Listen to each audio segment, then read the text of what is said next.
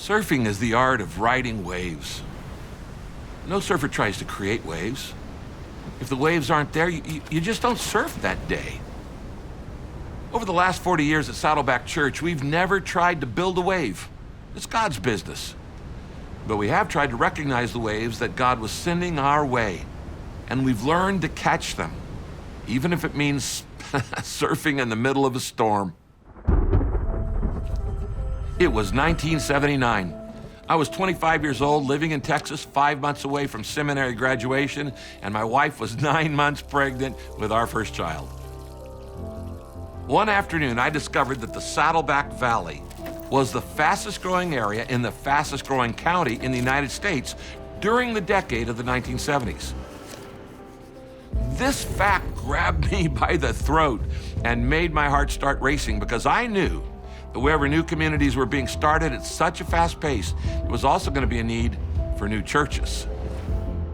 As I sat there in that library, all of a sudden I just started to shake. And I clearly felt the Holy Spirit saying, "You're going to spend the rest of your life in that location." Tears welled up in my eyes, honestly, because I had heard from God. After a week, I flew Kay out to see the area for the very first time. We climbed upon the highest hill we could find, and looking over the Saddleback Valley filled with thousands of homes. And I said, "Honey, I think God is calling us to move to Southern California and start a church with no members and no building and no financial support. And I've never been a senior pastor. What do you think?" And she said, "It scares me to death. But I believe in God. And I believe in you. So let's go for it." I've often thought, how would history be different if my wife had said no?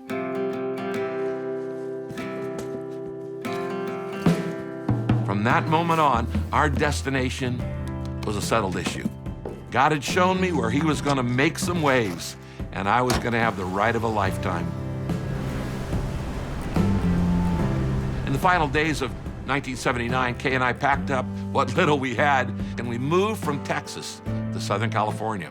We had a new decade before us, a new ministry, a 4-month-old baby, and God's promise to bless us. I pulled off the freeway and stopped at the very first real estate office I could find. I walked in and I introduced myself to the only person in that real estate office, a realtor named Don Dale. Hey, Don Dale. I said, "My name's Rick Warren. I'm 25 years old. I'm here to start a new church. I have no members, I have no building, I have no money, but I need a place to live." And I asked Don, I said, "Do you attend church anywhere?" No, I don't. I said, "Well, great. You're going to be my first member." And that's exactly what happened. Don became the first member of Saddleback Church. 2 weeks later, we held our first Bible study. 7 people showed up. I had decided that we would make no effort at all to attract Christians from other churches. Since I felt called to reach unbelievers, I determined to begin with unbelievers rather than with a core of committed Christians. In order to understand the mindset of unchurched Southern Californians, I spent the first 12 weeks just going door to door, talking to people individually. How are you? Hey, I'm good. How are you? Good, thank you. I would introduce myself by saying, "Hi, my name's Rick Warren, and I'm taking an opinion poll in our community. I'm not here to sell you anything or sign you up for anything or to convert you to anything. I'd like to ask you 5 questions, and there are no right or wrong answers. It'll only take about 2 minutes. Sure, just a second. Caleb, yeah, play nice with your brother. You got a minute? From that survey, we discovered 4 common complaints about churches. Church is boring, especially the sermons. The messages don't relate to my life, and let's not forget, people are judgmental. I just feel like church members can be a little unfriendly sometimes. Well, we worry about the quality of the church's childcare. Well, I feel like the church is more interested in my money than me. When I go, I just want to feel welcome and not embarrassed. I've learned that most people can't hear until first they've been heard.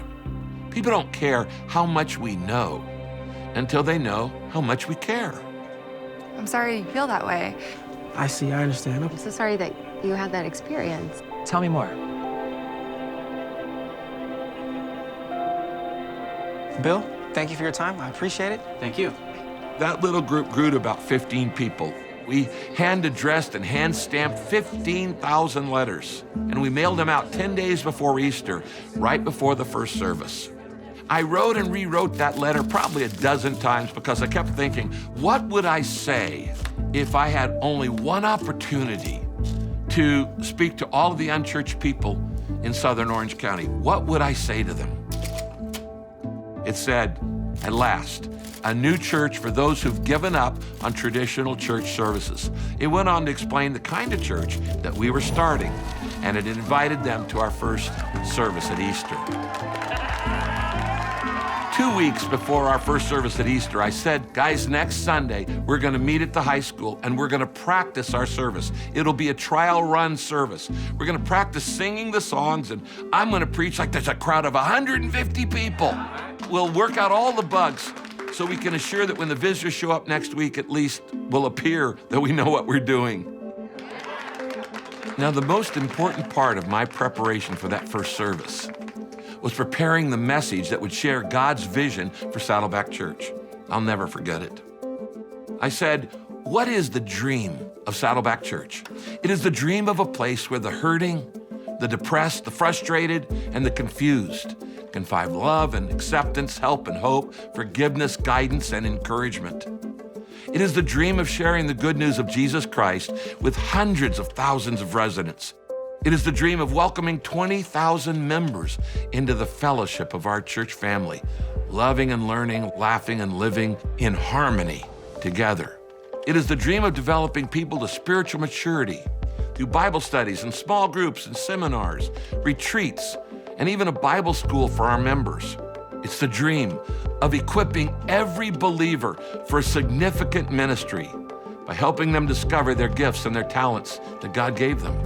It is the dream of sending out hundreds of career missionaries and church workers all around the world and empowering every member of our church for a personal life mission in the world.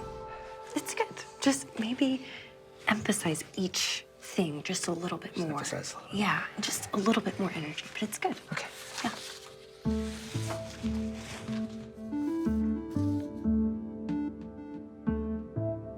It's the dream of sending our members by the thousands on short-term mission projects to every continent. And it is the dream of starting at least one new daughter church every year of our existence.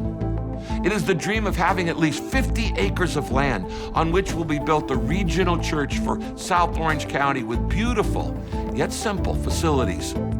All of this will be designed to minister to the total person, spiritually, emotionally, physically, and socially, and set in a peaceful, inspiring garden landscape.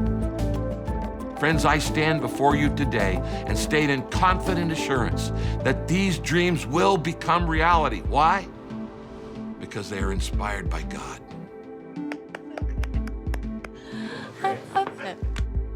Saddleback Church held its first public service the following Sunday, Easter, April 6th, 1980. 205 people showed up to attend. We had caught a wave.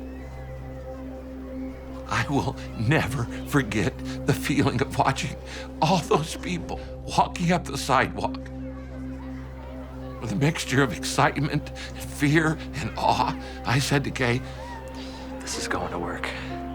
and Kay said with tears in her eyes, Yes. It's gonna work. a mother holding her newborn baby for the first time could not have more joy because the birth of a church was taking place.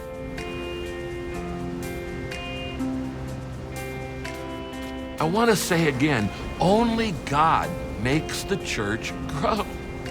It's not our responsibility to make waves, but to recognize how God is working in the world and to join him in the endeavor. I don't know how the next chapters of Saddleback's story will be written, but I am confident of this, that he who began a good work in us will carry it on to completion until the day of Jesus Christ. One thing I know for sure, God finishes whatever he starts. He is the Alpha and the Omega, the beginning and the end.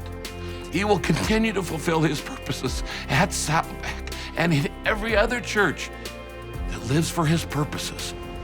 I am praying that God will use you to fulfill his purposes in your generation. I am so looking forward to praying for the next wave of God to move through Saddleback. I've seen it over and over and over, and I want to see it again. I'm praying for your role in that wave, the waves of revival, the waves of growth, the waves of compassion, the waves of spiritual receptivity, the waves of ministering to the world, the hopeless, the least, the last, and the lost. Because there is no greater use of your life.